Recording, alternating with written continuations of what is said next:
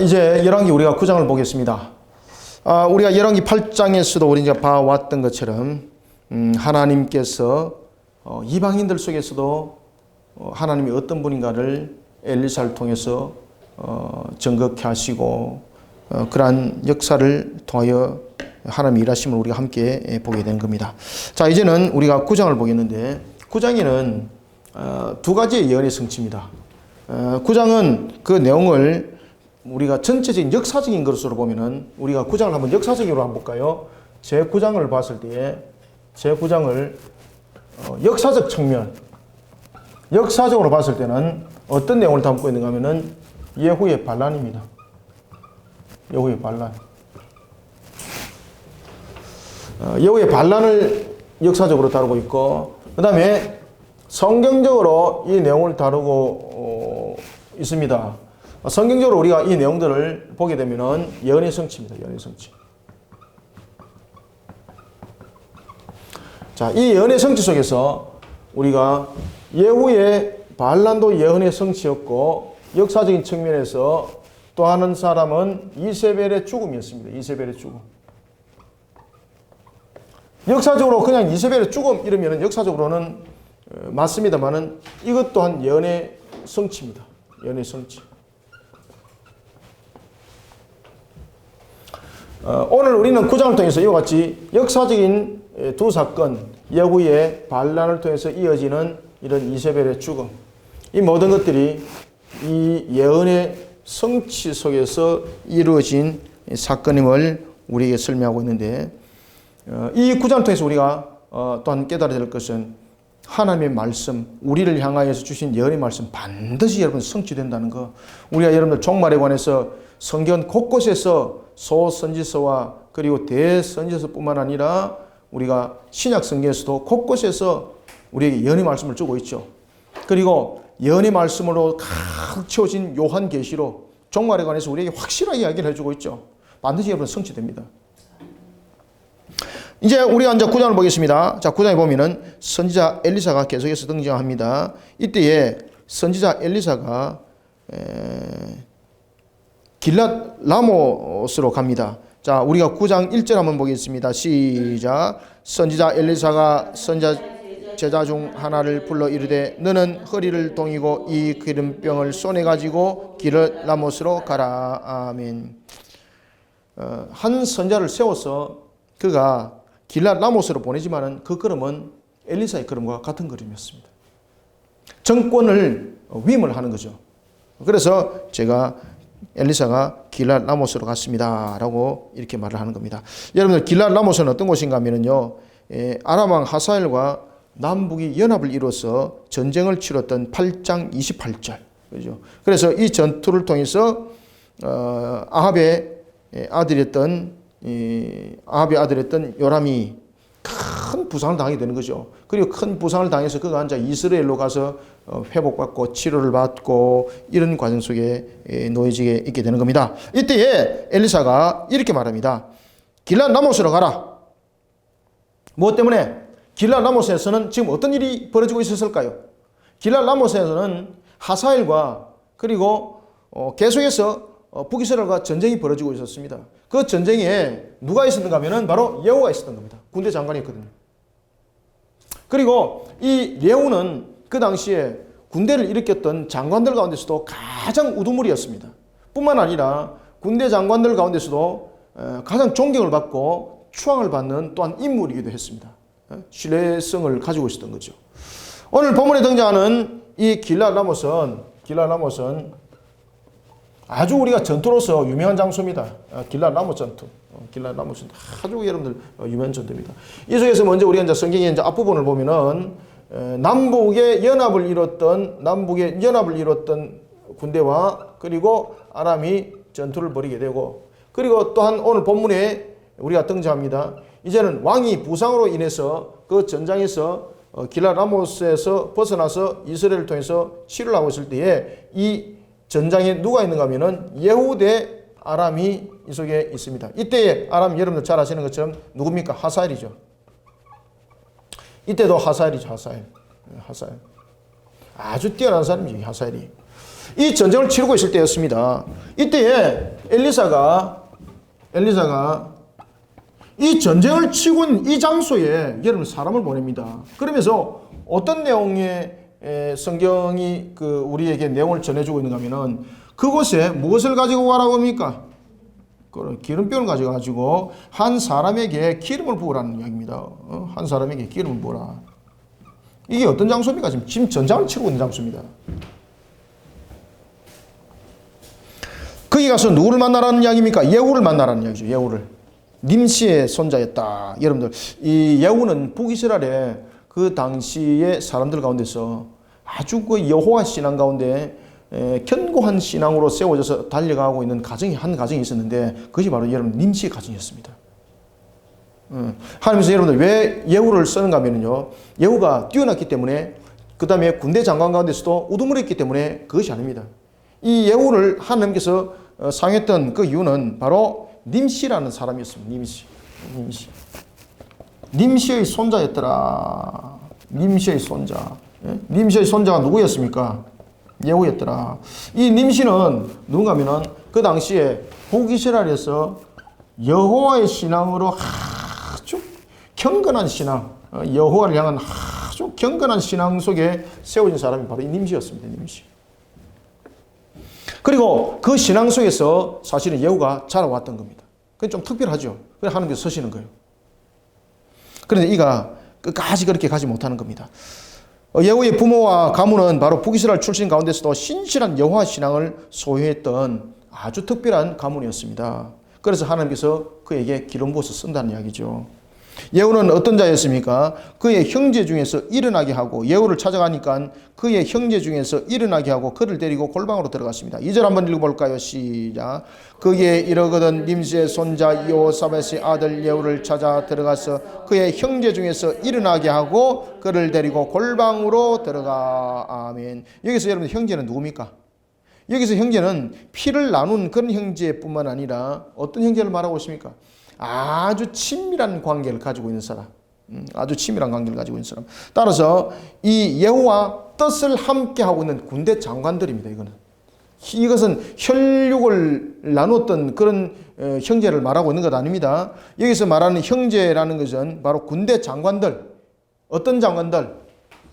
왜 형제들이라고 말하고 있습니까? 여기서 형제들이라는 것은 피를 나누는 것이 아닙니다. 피를 나누는 것이 아니라 두 번째는 예후와 뜻을 같이 한다는 뜻입니다. 예후와 뜻을 같이 한다. 예후와 뜻을 같이 한다. 이런 뜻에서 형제라고 말하는 거예요. 이런 측을. 피를 나누는 형제보다 뜻을 같이 하는 형제가 더 이런 우애가 깊습니다. 그죠? 예후와 뜻을 같이 하는 사람들입니다. 이 뜻입니다. 그러니까 만약에 예후와 뜻을 같이 함께하지 아니하는 사람인데 이 선지자가 지금 와서 이런 일들을 벌였다고 하는 겁니다. 그러면 여러분 예후가 어떻게 되겠습니까? 복잡합니다. 계산법이.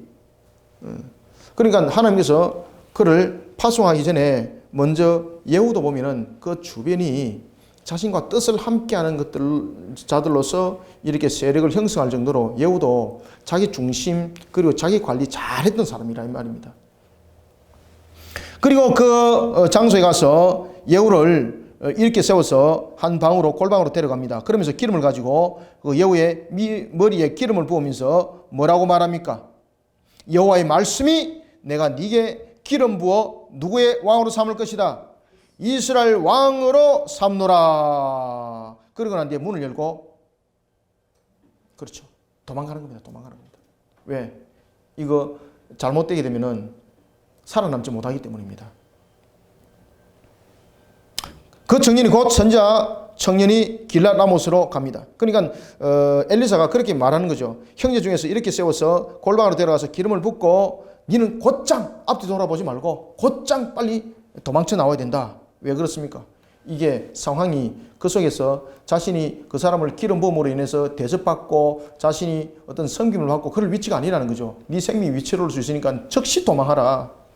자, 그 청년이 그 선자가 그대로 그 사역들을 감당합니다. 4절에 보면 길랏 라못으로 가지요. 그리고 5절에 보십시오. 그곳에서 군대 장관이 앉아있는 그곳에서 이제 예후를 봅니다. 예후를 만납니다. 성경은 말합니다. 예후가 이르되, 자 5절 한번 읽겠습니다. 5절 6절 시작. 그가 이르러 보니 군대 장관들이 앉아 있는지라. 소년이 이르되 장관이여 내가 당신에게 할 말이 있나이다. 예후가 이르되 우리 모든 사람 중에 누구에게 하려느냐 하니 이르되 장관이여 당신에게니이다 하는지라. 예후가 일어나 집으로 들어가니 청년이 그의 머리에 기름을 부으며 그에게 이르되 이스라엘 하나님 여호와의 말씀이 내가 네게 기름을 부어 여호와의 백성 곧 이스라엘의 왕으로 삼노라. 아멘. 삼노니 아멘. 아우 예후가 깜짝 놀라지 않습니까? 그리고 이 상황들을 이미 그 주변에 있는 사람들이 짐작을 했고요. 또 하나 여러분들이 아셔야 될 것은 예후가 이 일들을 당했을 때에 갑자기 그에게 당한 사건은 맞습니다만은 그가 이런 일정 부분에 이런 내용들을 사실은 인지를 하고 있었습니다. 왜냐하면 이 군대 장관들이 왜 형제들이라고 말하고 있는가 하면은 이 예후와 뜻을 같이 했다는 것은 여러분들 어떤 내용을 담고 있는가 하면은 이미 요람에 관해서 정말로 그가 진정한 왕인가라는 부분에 대해서 충분히 지금 토론이 되었다는 이야기입니다. 충분히 토론이 됐다는 이야기입니다. 그래서 오늘 본문에도 보면은 그런 이야기를 합니다. 예후를 이제 왕으로 세우는 것에 대해서 그 이유를 두 가지로 설명합니다. 첫 번째는 뭡니까? 우상 숭배와 온갖 악행을 저질렀던 그런 오므리 왕가를 심판하는 것. 이 오므리 왕가는 여러분들이 이제 잘 아시는 것처럼 그 시므리와 오므리 아시죠? 시므리는 왕으로서 7일 동안 왕으로서 지내다가 오므리에서 모든 것이 하나가 되는 거죠. 오므리에서. 그리고 이 오므리가 이제 왕가를 이어오면서 아합이 그 뒤를 잇고 그러면서 지금 현재 요람이 여러분 왕이 되어 있는 겁니다. 이 집안을 전부 다 정리한다는 거죠. 그래서 오므리의 모든 이 집안들을 하나님께서 정리하시겠다는 겁니다. 왜? 악하다는 거죠. 예후를 왕으로 세우는 목적을 두 가지를 말하고 있는데 예후가 왕으로 하나님께서 세운 목적 두 가지. 하나님께서 예후를 왕으로 세운 두 가지 목적이 있는데 첫 번째는 오므리의 집안을 하나님께서 심판하는 겁니다. 그리고 두 번째는 우상 숭배자를 향한 척결입니다.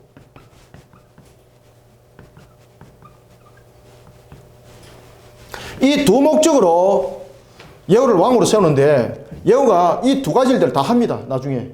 그런데 문제는 오므리 집안을 총정리를 하고 우상 숭배자라였던 바알을 섬겼던 자들을 모아서 그들을 심판하고 다 죽여버리는데 그런데 문제는 예후가 나중에 보면은 이 내용들을 다루는 성경에서 볼 수 있는 것은 그가 결국은 이렇게 하고도 불구하고 그가 누구의 길을 떠나지 않더라. 여로보암의 길을 떠나지 않더라. 여로보암의 길을. 결국은 그도 여로보암의 길을 떠나지 않더라는 겁니다. 왜? 여로보암의 길이라는 것은 결국은 여러분 무엇입니까? 자신이 나라를 다스릴 수 있는 방법을 하나님을 향한 신앙으로 잡은 것이 아니라 세속적인 속에서 그가 이 내용들을 방법들을 만들어 갔습니다.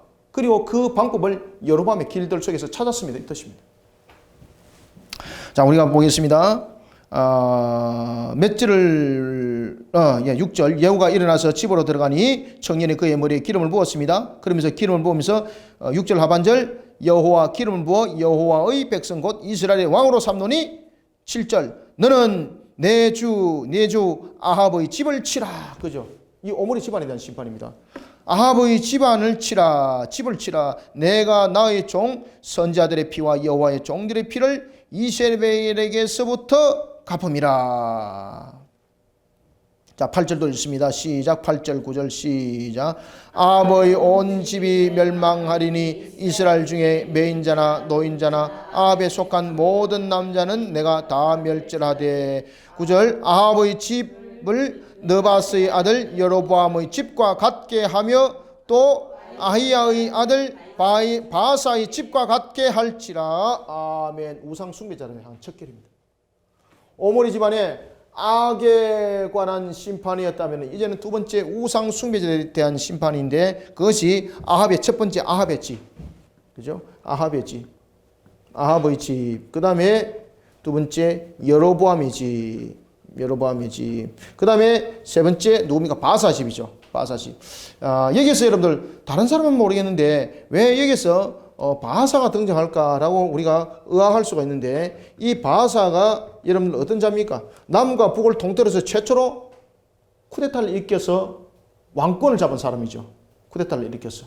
물론 최초로 쿠데타를 일으켜서 왕권을 잡은 사람이라고 말한다면 여로보암 1세를 말할 수도 있지만 여로보암 1세는 자신이 쿠데타를 일으키는 것이 아니라 12지파 속에서 문제가 생긴 거죠. 그죠? 솔로몬의 그 정책으로 인하여서 12지파가 문제가 생겼고 또 하나는 하나님께서 솔로몬의 우상 숭배를 향한 징계죠. 그 예언의 성취죠.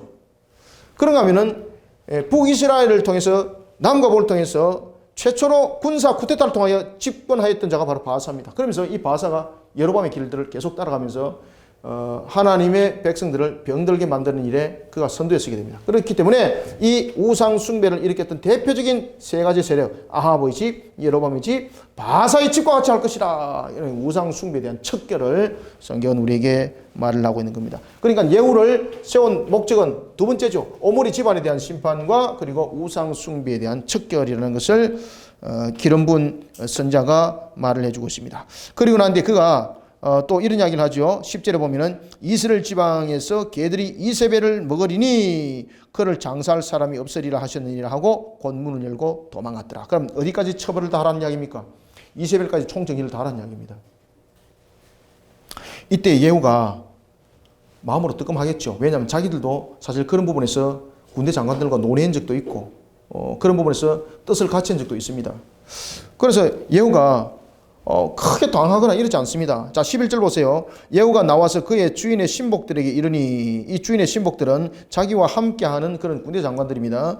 이르니 한 사람이 그에게 묻습니다. 평안하냐? 그 미친 자가 무슨 까닭으로 그에게 왔던가? 여기서 이제 미친 자라는 것은 하나님의 선지자를 홀대하는 그런 상투적인 표현입니다. 이게 이제 북이스라엘 사람들은 하나님의 선지자를 여러분 홀대하지 않습니까? 그리고 또 하나는 여러분이 기억하셔야 될 것은 그가 온 목적이 무엇이라는 것을 이 사람이 대충 알고 있다는 이야기죠. 그래서 미친 자라는 것은 이방 종교의 주술과 같이 이런 모습을 담고 있는 것 아닙니다. 북이스라엘 당시에 사람들은 남유다는 여러분들 좀 다르게 비록 엘리사의 그런 영향력 속에 있었지만은 그럼에도 불구하고 하나님의 선지자를 홀대하는 것은 여전했습니다. 알겠습니까? 누가 나라를 이끌어가고 있었습니까? 이세벨이잖아요. 이세벨. 북쪽은 이세벨이 나라를 뭐 다스린다고 해도 관이 않을 정도로 이세벨이 여러분들 통치하고 있는 그런 북쪽. 그죠? 북쪽. 그래서 하나님의 선지자를 홀대하는 그런 상투적인 표현으로서 미친 자라고 말하는 겁니다. 그럼 뭐 때문에 온지 자신들도 알고 있다는 이야기죠. 그 이야기를 해보라는 겁니다. 그때에 예후가 말하지 않습니다. 다 알고 있으면서 왜 그러면은 너는 모른다고 말하는가? 그 사람이 그 사람과 그가 말하는 것을 알리라. 무리가 이르되 당치 않다. 청컨대 우리에게 말을 하라. 알면서 왜 말 안 하는가 말입니다. 알면서. 자, 이제 이야기를 합니다. 12절 13절 읽습니다. 시작. 무리가 이르되 당치 아니한 말이라 청하건대 그대는 우리에게 이르라 하니 대답하되 그가 이리 내게 말하여 이르기를 여호와의 말씀이 내가 네게 기름 부어 이스라엘 왕으로 삼는다 하셨다 하더라 하는지라. 무리가 각각 자기의 옷을 급히 가져다가 섬 돌 위 곧 예후의 밑에 깔고 나팔을 불며 이르되 예후는 왕이라 하니라. 아멘. 이 내용 속에는 여러분 어떤 것을 담고 있습니까? 이미 예후를 왕으로 추대하는 일에 있어서 이들이 그전에도 이미 어느 정도 이런 움직임이 있었다는 이야기입니다. 여러분들. 너무나도 여러분 순탄하고 너무나도 자연스럽잖아요. 그죠? 그래서 뜻을 같이 했던 바로 형제들 이런 내용들을 그래서 제가 서두에도 계속해서 그 이야기를 여러분들이 말씀드렸던 것은 이 성경 구절을 통해서 제가 근거로 말씀드렸던 겁니다. 이런 속에 이제 예후가 그 하사엘과의 이 전투를 벌이고 있던 길랏 라못에서 회군해버립니다. 회군. 우리도 보면은 여러분 미화도 회군이 있었죠. 이성계 그죠. 그래서 우리 만주벌판 다 뺏겨버렸잖아요. 자, 이에 님시의 손자 요사밧의 그래서 앞에도 보면은 9장 2절에도 보면은 예후를 설명할 때에 님시의 손자라고 이야기를 하고 있고, 14절에도 보면은 하나님의 예언의 성취를 이루갈 자라는 측면에서 또 님시의 후손이라고 설명하고 있죠. 그것은 바로 뭔가 하면은 하나님의 예언을 성취할 자, 그리고 하나님의 예언을 성취할 자를 하나님께서는 왜 예후를 택했는가라는 것은 그 집안에 전례적으로 전해왔던, 정말로 북이스라엘에서 보기 힘든 그런 신앙 가운데 내려왔던 집안을 하나님 선택했습니다, 이 뜻입니다. 자, 이런 예후가 요람을 배반합니다. 그리고 하사엘과 맞닥뜨렸던 이런 길랏 라못 전투에서 회군합니다. 그가 회군합니다. 회군해가지고 그가 어디로 갑니까? 회군해서 그가 길랏 라못에서 어디로 갑니까? 사마리아로 가는 겁니다. 사마리아를 향해서 가는 겁니다. 사마리아를 향해서 진군을 하는 겁니다. 자, 그러면서 그가 이제 어디를 가는가 보십시오. 왕이 있는 곳으로 가죠. 자, 14절 함께 읽습니다. 시작. 이에 님시의 손자 여호사밧의 아들 예후가 요람을 배반하였으니 곧 요람이 온 이스라엘과 더불어 아람의 왕 하사엘과 맞서서 길랏 라못을 지키다가, 15절 제가 읽을게요. 아람의 왕 하사엘과 더불어 싸울 때에 아람 사람에게 부상한 것을 치료하러 어디 갔었습니까? 이스라엘로 돌아왔을 때라 예후가 이르되 너희 뜻을 합당하거든 한 사람이라도 이승에서 도망하여 이스라엘에 알리러 가지 못하게 하라 하니라. 아멘. 그가 이제 회고를 하면서 요람이 있는 그런 그 이스라엘을 향해서 그가 향하면서 이스라엘을 향해서 가면서 결국 이제 그가 이제 사마리아를 점령을 하게 되는데, 이 이스라엘은 누가 있었는가 하면 요람이 있었습니다. 요람. 그가 어떤 말을 하는가 하면 오늘 이와 같은 일들을 이스라엘로 알리는 자는 내가 살려주지 않겠다는 거죠. 그래서 이스라엘에 도착하기까지 아주 비밀이 철저히 통제된 속에서 이게 반군이 일어나게 되는 겁니다. 그리고 이 반군이 일어나는 부분에 대해서 직접적으로 이스라엘에 도착할 때까지 그 내용을 모르게 되는 겁니다. 심지어 그 예후가 몰고 오는 군대들이 오는 모양이 심상치 않습니다. 오는 모양이 심상치 않으니까 파수꾼이 왕에게 이야기를 하고, 그리고 그에게 전령을 2번이나 보내는데 전령들이 돌아오지 않습니다. 심지어 그게 전했던 전령조차도 예후에게 동화되어서 함께 뜻을 해버리는 겁니다. 그리고 난 뒤에 왕이 직접 자신이 확인을 하러 갑니다. 그때에 예후가 이런 말을 합니다. 내가 너를 살려주지 않겠다고. 자, 우리가 이제 성경을 보겠습니다. 자, 그 왕이 이제 부상하여서 이스라엘 내에 있는 그곳에 어떤 내용도 전하지 못하도록 예후가 통제를 하죠. 그리고 예후가 16절 보면 병거를 타고 이스라엘로 갑니다. 거기에 요람 왕이 누워 있었다라고 성경은 말합니다. 자, 여러분들, 여기에서 우리가 이제 예후를 바라보고 이제 요람을 바라봐야 되는데, 사실은 요람이 그 길랏 라못 전투에서 큰 상처를 받아가지고 그가 치료를 받고 있고 그런 속에 이제 회복이 되었다는 이야기입니다. 회복이 점차 회복이 된 상태였고, 그럼에도 불구하고 이 속에서 오늘 우리가 이제 봐야 될 것은 그가 병으로 인해서 누워 있다라고 여러분 보시면 안 됩니다. 이게 어떤 측면에서는 보면은 그가 전쟁으로 인하여서 받았던 그 전쟁터의 그 상처가 질병으로 변해서 그 자신을 치료하였습니다라고 말하는데, 그것이 계속된 것이 아니라 그 치료가, 그 질병으로 인했던 그 치료가 어느 정도 요양으로 인해서 회복이 되었다는 얘기입니다. 그러면은 여기서 전쟁에서 당한 부상이 충분히 치료되었음에도 불구하고 오늘 이 본문에 보면은 거기에 누워 있더라라는 것은 어떤 내용을 담고 있는가 하면은 전쟁에서 부상당한 것을 충분히 치료했음에도 불구하고 그는 안일한 상태로서 휴양하고 있었습니다. 이것을 담고 있습니다. 안일한 상태로서. 그래서 침상에 누웠더라라는 것은 그의 안일한 상태를 말하고 있습니다. 충분히 그가 이제 일어나서 국정을 다스리고 그리고 모든 것들을 이끌어 나가야 되는데도 불구하고 그가 안일하게 안일한 자세를 취하였더라, 이 내용입니다. 안일한 자세를 취하였더라. 그것이 바로 그가 침상에 누웠더라라는 것입니다. 자, 이런 속에 예후의 군사가 이스라엘을 향해서 오는데, 이스라엘 향해서 오면 안 되지 않았습니까? 그죠? 이스라엘 향해서 옵니다. 그때에 망대에 있는 자가 이게 아무래도 이상한 거예요. 뭐가 낌새 이상한 거예요. 자 17절 우리가 18절 두 절 한번 읽습니다. 시작. 이스라엘 망대에 파수꾼 하나가 서 있더니 예후의 무리가 오는 것을 보고 이르되 내가 한 무리를 보나이다 하니 요람이 이르되 한 사람을 말에 태워 보내어 맞이하여 평안하냐 묻게 하라 하는지라. 아멘. 스톱. 잠깐만요. 지금 이 망대를 지키는 파수꾼이 낌새를 이상한 걸 느꼈다는 거죠. 그죠? 이게 지금 그들이 시간적인 측면에서 그리고 여러 가지 정황적인 측면에서 그들이 오면 안 되는 것이거든요. 분명히 예후의 군대인데 그러면은 하사엘과 전투에서 이겼다는 것인지 졌다는 것인지 여기에 대해서 소식을 들은 적이 있습니까? 없습니까? 전혀 없어요. 예후가 뭐라고 말하고 있습니까? 어떤 내용도 이스라엘에 전하지 못하도록 했죠. 그러니까 원래 전쟁의 전체적인 내용들을 보면은 본 부대가 돌아오기 전에 맨 먼저 누구를 보냅니까? 전령을 보내요. 전령을 보내어서 그 상황이 어떻는지, 졌으면 졌다, 이겼으면 이겼다, 이 내용을 전령을 통해서 먼저 듣게 돼요. 근데 전령이 오지 아니한 상태에서 본 부대가 먼저 온 거예요. 본 부대가. 그러니까 얼마나 당황하겠어요. 분명히 보니까 적군은 아니고 모습은 보니까 망대에서 보니까 아군이었습니다. 그리고 예후의 군대였습니다. 뭐 낌새 이상해 이거. 그래서 파수꾼 하나가 그곳에 왕에게 전하고 한 사람을 파병을 합니다. 사자를 보냅니다.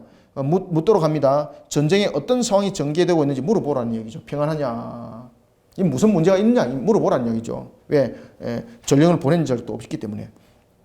이때 18절은 자 읽습니다. 시작. 한 사람이 말을 타고 가서 만나 이르되 왕의 말씀이 평안하냐 하시더이다 하며 예후가 뭐라고 말합니까? 예후가 이르되 평안이 네게 상관이 있느냐 내 뒤로 물러나라 하니라. 파수꾼이 전하여 이르되 사자가 그들에게 갔으나 돌아오지 아니했더라. 아멘.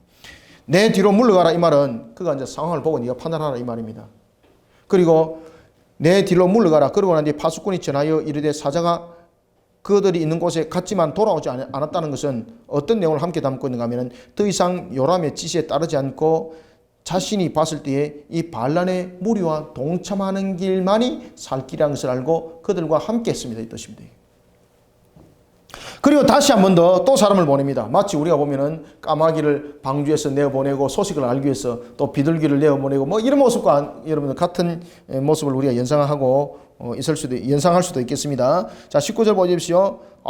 갑자기 이 사람이 구름대처럼 밀고 올라오는데 마치 모습이 적군이 자신들 향해서 쳐들어오는 것처럼 그렇게 쳐들어오더라는 거죠. 근데 모양은 아군이에요. 도대체 어떤 일인가? 한 사람을 보냈는데 전령을 보냈는데 전령이 오지 않습니다. 이 도대체 뭔가?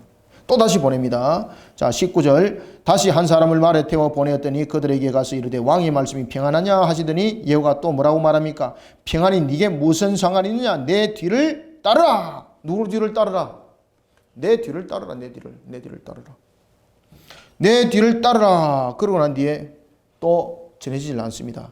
20절 한번 읽습니다. 시작. 파수꾼이 또 전하여 이르되 그도 그들에게까지 갔으나 돌아오지 아니하고 그 병거 모든 것이 님스의 손자 예후가 모는 것 같이 미치게 모나이다 하니. 아멘. 마치 이방인들의 세력끼리 쳐들어오는 것처럼 그렇게 쳐들어오더라 이 말입니다. 그래서 미쳐서 오더라. 미치게 모나이다. 미치게 모나이다. 그래 요람이 이 상황이 좀 심상치 않은 거죠. 그래서 자신이 직접 확인을 하려고 그러는 거예요. 여러분들요, 요람이 그 병상에서 일어나지 못할 정도로 그가 투병생활을 했다면은 자신이 예후를 만나러 갈 수 없습니다. 자신이 이미 병상 속에서 이제 회복이 되었고 그런 속에서 나태한 생활을 이스라엘에서 즐기고 있었다는 얘기죠. 21절 보세요. 요람이 이릅니다. 요람이 이르되 메우라 자신을 그리고 병거에 태우라. 그리고 누구를 만나러 가겠다? 내가 예후를 만나러 가겠다. 자, 예후를 만납니다. 뭐라고 묻습니까? 평안하냐? 그러니까 예후가 뭐라고 말합니까? 너의 어머니 이세벨의 은맹과 술수가 이렇게 많으니 어찌 평안하겠느냐? 그죠? 이세벨. 자, 우리가 21절, 22절 한번 읽어보겠습니다. 시작. 요람이 이르되 메우라 하매 그의 병거를 메온지라. 이스라엘 왕 요람과 유다 왕 아하시야가 각각 그의 병거를 타고 가서 예후를 맞았을세. 이스라엘 사람 나봇의 토지에서 만나매 요람이 예후를 보고 이르되 예후야 평안하냐 하니 대답하되 네 어머니 이스벨의 음행과 술수가 이렇게 많으니 어찌 평안이 있으랴 하더라. 아멘. 또 만난 장소가 또 어디입니까? 나봇의 포도원이에요. 나봇의 포도원. 그죠? 나봇의 포도원이더라. 나봇의 포도원이더라. 그러면서 평안하냐 그렇게 말하니까 어찌 너의 어머니가 그렇게 음행과 술수를 악행을 저질렀는데 평안이 있을 수 있는가? 심판이란 이야기죠. 요람이 그 소식을 듣고 출행날 칩니다. 출행날 칩니다. 그리고 아시아에게 이렇게 말하죠. 반역이다 이거. 너도 빨리 도망가라. 이 반역이다. 그때 예후가 힘을 내서 활을 갖다가 땡기는데 바로 그냥 성경은 말합니다. 24절에 영통을 뚫고 지나갔더라. 그냥 한 방에 그냥 끝내버렸다는 얘기입니다. 자, 25절 26절 읽습니다. 시작. 예후가 그의 장관 빛깔에게 이르되 그 시체를 가져다가 이스라엘 사람 나봇의 밭에 던지라. 네가 기억하려니와 이전에 너와 내가 함께 타고 그의 아버지 아합을 쫓을 때에 여호와께서 이같이 그의 일을 예언하셨느니라. 여호와께서 말씀하시기를 내가 어제 나봇의 피와 그의 아들들의 피를 분명히 보았노라. 여호와께서 또 말씀하시기를 이 토지에서 네게 갚으리라 하셨으니 그런즉 여호와의 말씀대로 그의 시체를 가져다가 이 밭에 던질지니라 하는지라. 아멘. 26절 보세요. 여호와께서 말씀하시기를 내가 어제 나봇의 피와 그의 아들들의 피를 분명히 보았다. 자, 우리가 요 앞전에도 우리가 나봇에 관해서 이야기를 다룰 때에 그 이야기를 했죠. 제가 분명히 나봇만 죽인 것이 아니라 그의 기름 부을 자도 함께 다 죽였습니다. 왜? 그렇게 하만이 그의 기업이 국가로 귀속되기 때문에. 지금 성경이 그 이야기를 하는 거예요. 얼마나 악행을 저질렀는지 나봇의 포도원을 빼앗겨서 나봇을 비롯한 기업의 물을 그의 아들들을 전부 다 죽였다는 이야기죠. 학살했다는 이야기죠. 누가 여러분들요? 이세벨이 그 일들 했다는 얘기입니다. 이세벨이. 그럴 때에 누가 이것을 보았다는 얘기입니까?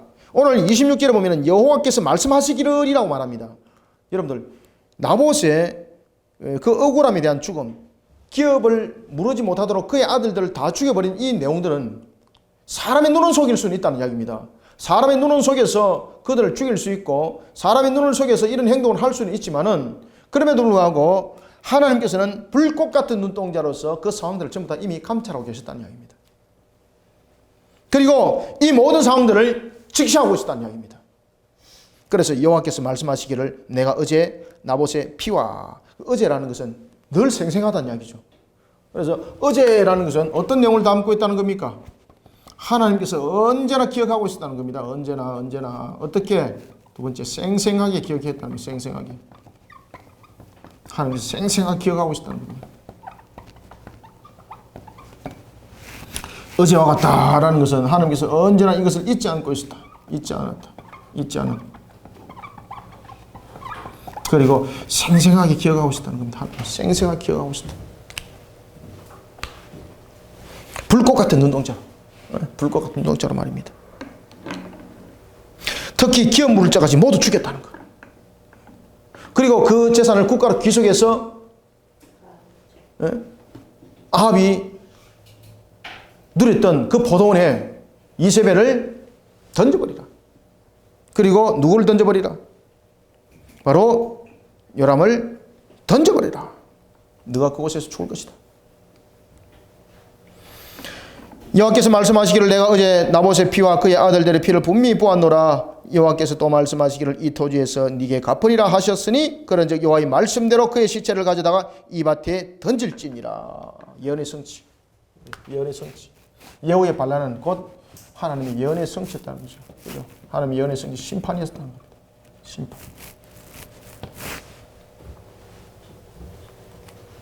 이 심판은 우상 숭배에 대한 심판이었고 또 하나는 하나님의 언약을 물을 자에 대한 선한 자의 그 값을 되갚아주는 겁니다.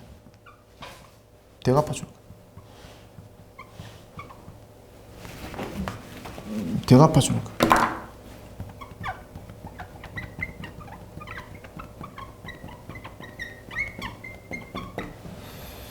우상 숭배에 대한 이 예언의 성취 속에서 특히 여호람의 요람을 향한 그 죽음은, 그리고 나봇의 이것이 나봇의 포도원에 그의 시신이 던져지는 것은 우상 숭배에 관한 하나님의 척결이었고, 그리고 선한 자의 값을 되갚아주는 하나님의 의로운 행위였다는 것을 설명하고 있습니다. 그죠? 하나님의 의로운 행위였다. 의로운 행위. 하나님의 의로운 행위. 그러니 내가 지금 하는 이 일들은 하나님의 예언의 성취라는 것을 네가 알으라는 거죠. 그리고 백성들에게도 말합니다. 이것이 하나님의 예언의 성취라는 것을 알아라. 그리고 그것이 제가 나봇의 포도원에 던집니다. 이것을 누가 봤습니까? 유다왕 아하시아도 기겁을 하고 도망가는 겁니다. 그런데 이 아하시아조차도 살아남지 못합니다. 아하시아가 참으로 객지에서 죽었던 처참한 왕이 되었습니다. 그의 어머니의 뜻을 따르다가, 그죠? 결국은 자신의 시신도 제대로 안장하지 못하는, 그런 쉼을 얻지 못하는 그런 생을 마감하게 되었던 사람이 바로 아하시아입니다. 자, 27절부터 28절까지 한번 읽겠습니다. 시작. 유다왕 아하시아가 이를 보고 정원의 정자 길로 도망하니 예후가 그를 뒤쫓아가며 이르되 그도 병거 가운데서 죽이라 하며 이블람 가까운 구룹 비탈에서 치니 그가 머깃도에까지 도망하여 거기서 죽은지라. 그의 신복들이 그를 병거에 싣고 예루살렘에 이르러 다윗성에서 그의 조상들과 함께 그의 묘실에 장사하니라. 아멘. 머깃도 전투. 그가 머깃도로 왜 도망갔겠습니까? 사마리아나 예루살렘을 향해서 도망가면은 더 큰 대로가 있기 때문에 빨리 도망가지 않겠습니까? 그런데 그가 왜 머깃도로 도망갔겠습니까? 이 머깃도로 도망갔던 이유는, 장소를 바꿨던 이유는 예후의 추격을 피할 수 있는 그 유일한 길이었다고 그는 생각했던 겁니다. 이스라엘이 아니라 사마리아가 아니라 지금 예루살렘이 아니라 머깃도로 가면은 살 수 있다는 거죠. 그런데 그곳에서 그가 죽습니다. 우리가 신앙 가운데 바로 세워지지 못하고 우리가 곁길로 가서 쫓김을 당할 때도 내가 이 길로 가면 살 것이라 여러분 살지 못합니다. 오늘도 우리가 모든 사람들이 하나님의 신앙 가운데 세워지고 우리가 바른 모습들로 세워지는 그런 모습이 되어야 되지. 그가 여러분들 왜 이런 쫓김을 당하고 있고 왜 객지에서 그가 죽는 왕이 됐겠습니까? 이스라엘의 역사 보십시오. 왕 가운데서 제일 여러분들 비참하고 처량하게 죽은 사람이 바로 오늘 본문에 등장하는 아하시아입니다. 객사입니다. 객사. 그래서 성경에 보면은 그의 아들 누구누구가 왕이 되었더라 라는 말을 쏙 빼버립니다. 왜 쏙 뺐을까요? 지금 아하시아의 죽음을 통해서 왜 누구누구가 왕이 되었더라 말을 하지 아니하는가 하면은 아달랴가 있기 때문에. 아달랴.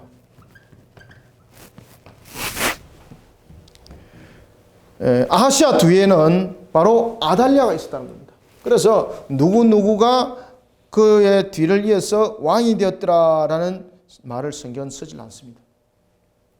그 뒤에 아달랴가 있기 때문입니다. 아달랴가 나중에 그의 손자들을 다 정리해버립니다. 다 죽여버립니다. 그곳에서 단 한 사람을 처형하지 못하죠. 그죠? 그가 누구였습니까? 그가 이제 여러분들이 잘 아시는 유다의 기억의 왕이었던 12장에 등장하는 바로 요아스였습니다. 요아스. 8살의 왕이 되었던 요아스였습니다.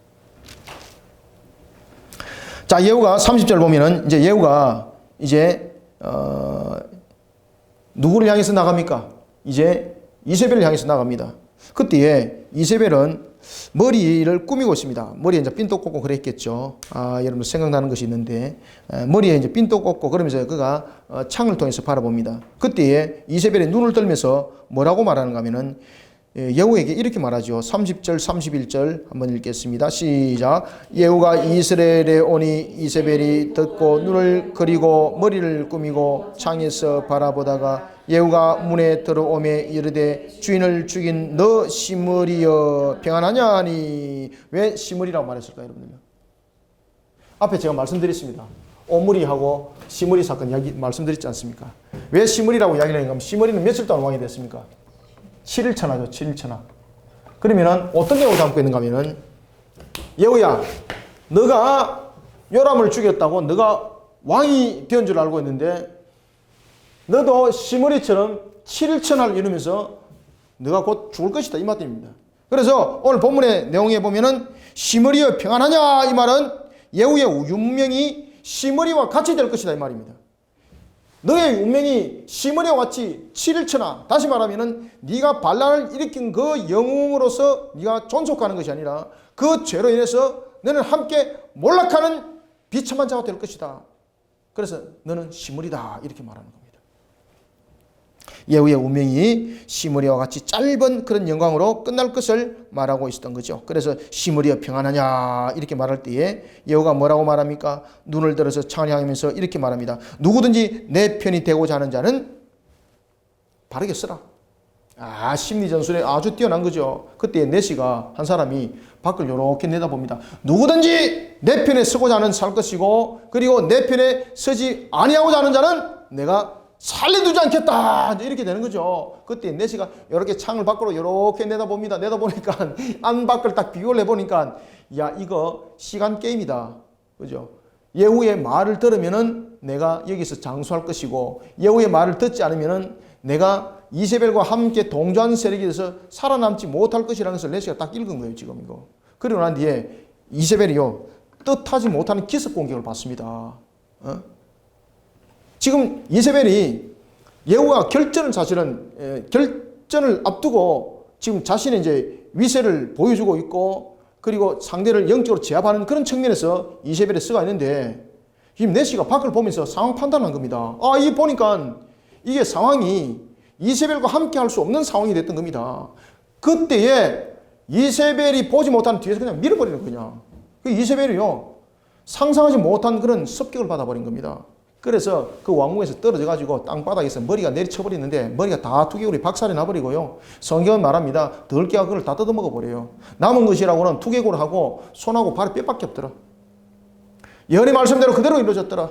그리고 그 또한 시신이 어디에 버려집니까? 나봇의 포도원에 던지면서 예언의 성취, 심판, 하나님께서 선한 자의 값을 대갚아주는 하나님, 이 예언의 성취가 일어났더라고 성경은 말하고 있습니다. 자, 우리가 한번 읽어보겠습니다. 32절부터 34절 읽습니다. 시작. 예후가 얼굴을 들어 창을 향하고 이르되 내 편이 될 자가 누구냐 하니 두어 내시가 예후를 내다보는지라. 이르되 그를 던지라 하니 어떻게 하더라? 내려 던짐에 그의 피가 담과 말에서 튀더라. 예후가 그의 시체를 밟으니라. 예후가 왜 여러분들 이세벨의 시체를 밟았을까요, 여러분요? 고대 사회에도 여러분 마찬가지면 전쟁이 일어나고 나면은 그 왕을, 장군을 무찔러서 죽여서 시신이 됐을 때에 그 발을 오른발로 이렇게 목을 밟는다든지 머리를 밟습니다. 이것은 뭔가 하면 내가 지배한다는 겁니다. 내가. 그러면 예후가 지금 이세벨을 발로 짓밟았다는 것은 무슨 뜻입니까? 내가 이제 이스라엘을 지배한다는 이야기예요. 내가 이제 이스라엘을 다스린다는 공식 선포입니다, 이게. 이 공식 선포입니다, 이게. 예후가 이렇게 말합니다. 자, 계속해서 읽습니다. 34절 시작. 예후가 들어가서 먹고 마시고 이르되 가서 저주받은 여자를 찾아 장사하라. 그는 왕의 딸이니라 하매. 아멘. 시돈 왕과의 불필요한 그런 외교적 관계를 막겠다는 이야기입니다. 여기서 이제 왕의 땅이라는 것은 이세벨이 여러분들 잘 아시는 것처럼 시돈 왕의 딸이지 않습니까? 그죠? 엣바의 딸. 그런 외교적인 분쟁을 일삼지 않겠다는 거죠. 그래서 그의 시신을 가지고 와서 그러한 격식을 갖춰서 장사하라 라고 이렇게 명했는데 가보니까 뭐만 남아있더라? 그 두골과, 그죠? 두골과 머리와 머리뼈와 그리고 발, 손, 뼈 외에는 아무것도 없더라. 아무것도 없더라. 누가 다 먹어버렸습니까? 덜개들이 다 먹어버렸더라. 덜개들이. 가서 장사를 한 그 그 두골과 발과 그의 손 외에는 찾지 못한지라. 돌아와서 전하니 예후가 이르되 이는 여호와께서 그 종 디셉 사람 엘리야를 통하여 말씀하신 바라 이르시기를 이스라엘 토지에서 개들이 이세벨의 살을 먹은지라. 아멘. 37절 읽습니다. 시작. 그 시체가 이스라엘 토지에서 거름같이 밭에 있으리니 이것이 이세벨이라고 가리켜 말하지 못하게 되리라 하셨느니라 하였더라. 아멘. 매장하지 못했다는 이야기입니다. 매장을 일부러 안 시켰다는 이야기입니다. 왜 매장을 안 시켰습니까? 그것이 오히려 어떤 자신이 다스리는 데 있어서 걸림돌이 될 수 있고 이것을 통해서 또 다른 하나의 뭔가를 만들 수 있는 소재는 다 없었다는 이야기입니다. 매장되지 못하고 버려진 것은 바로 저주를 말하고 있습니다. 이세벨은 매장을 시키지 않았던 것을 통해서 이세벨을 따르는 자도 함께 저주라는 이야기죠. 이세벨을 매장시키지 아니하고 이세벨을 그냥 내팽이 치운 것은 이세벨을 따르는 자들도 저주라는 거죠. 강력한 선포죠. 그리고 이것을 속담거리가 되게 만들었습니다. 무엇이라고 속담거리 되게 만들었습니까? 이스라엘 토지에서 거름같이 밭에 있으리니 이것이 이세벨이라. 그리고 그것을 가리켜 말하지 못하게 하더라. 자, 오늘 우리가 열왕기 제9장을 통해서 우리에게 보여준 것처럼 하나님의 이 예언의 성취를 통해서 우리가 다시 한 번 더 깨닫게 하는 것은 우상 숭배에 대한 척결, 그리고 뿐만 아니라 선한 자의 값을 대갚아 주시는 하나님, 우리의 원수를 대갚아 주시는 하나님, 오늘도 우리를 잊지 아니하시고 어제같이 오늘도 언제나 우리를 잊지 아니하시는 하나님, 생생하게 우리를 기억하고 계시는 하나님, 오늘도 우리가 하나님을 신앙으로 우리가 언약의 백성답게 우리를 세워나가는 우리 모든 성도들이 다 되시기를 소망합니다. 아멘.